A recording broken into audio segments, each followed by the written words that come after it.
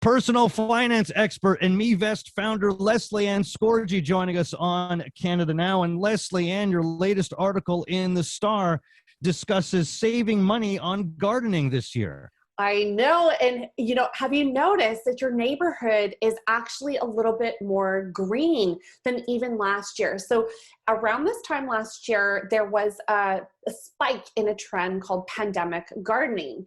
And this year it is like supercharged. It is everybody who maybe even didn't think they had a green thumb. They are out there gardening, and what a beautiful thing. So gardening is so amazing because, we have all faced some really strange things this past year and a half, and they're calling it, from a psychology standpoint, ambiguous loss. So literally moving the dirt between your fingers is helping to heal your soul. But it's got this other amazing benefits. There's about $500 of grocery savings that Canadians are trying to achieve this year. So when we're polling people who are gardening and asking them if they're growing fruits and vegetables, they're in it not only for this healing effect on their whole total health and wellness, but they're in it to save some money. And I think that's so cool. Yeah, well, and absolutely. And we've talked about how food is getting more expensive these days, in large part because of the pandemic. Heck, I was talking about that from a farming perspective last hour. And first things first, when talking about gardening this year, you go in and you remind us, have a plan, do your research before planting in the garden. That's right. So plans matter, like with most things in life, but when it comes to your garden, literally like drawing out what you hope to accomplish this year. By the way, you're not too late, even though we're in June.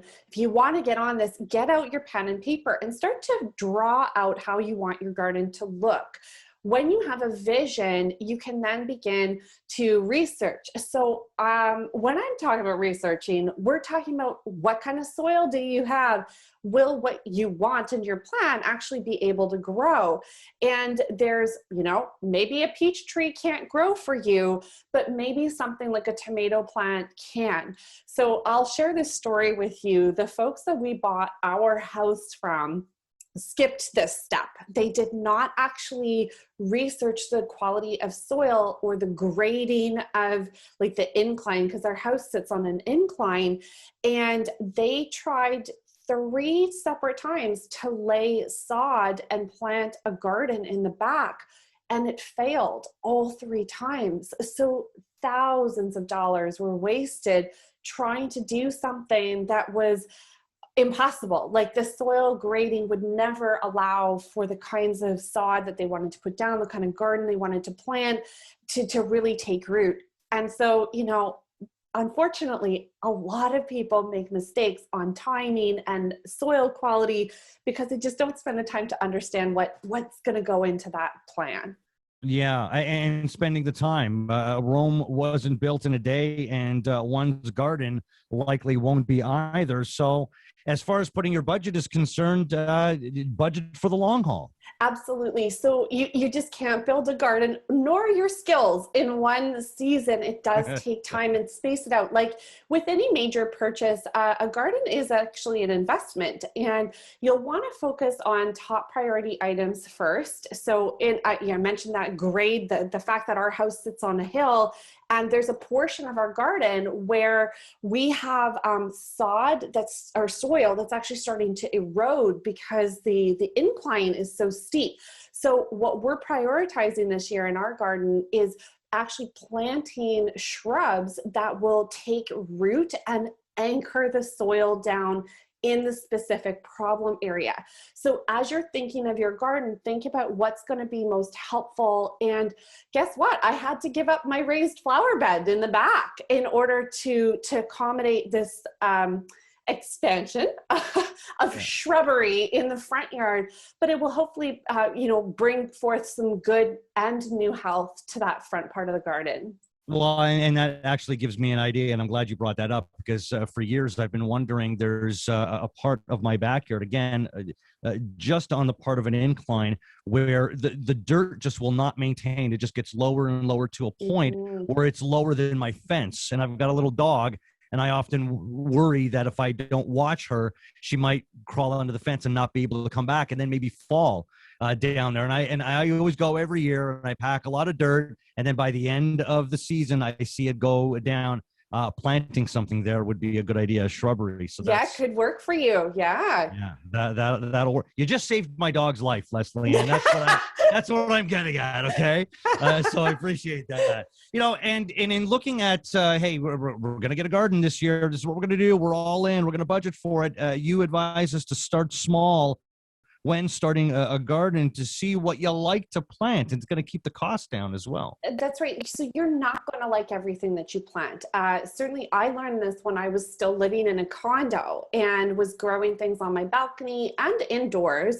I was trying different herbs and little plants and flowers to see what, frankly, I was capable of keeping alive and healthy, and which things I just wasn't using. So when it came to the herbs that I had planted, I tried really hard. I learned over the years to just plant what I was using the most of. So if you are unsure, start small. And literally, like, this can be just giving your seedlings enough room to flourish.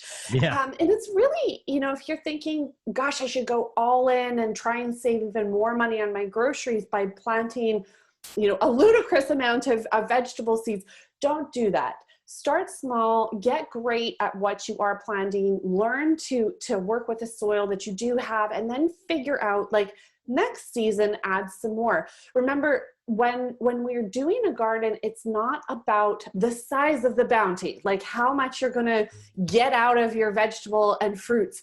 It's actually more about what you think you will use, if it's fruits and vegetables, and what's going to bring you the most joy. So focus on that first. Yeah. And you got to remember, you got to maintain it. It's not just building the garden, but you got to maintain it afterwards too.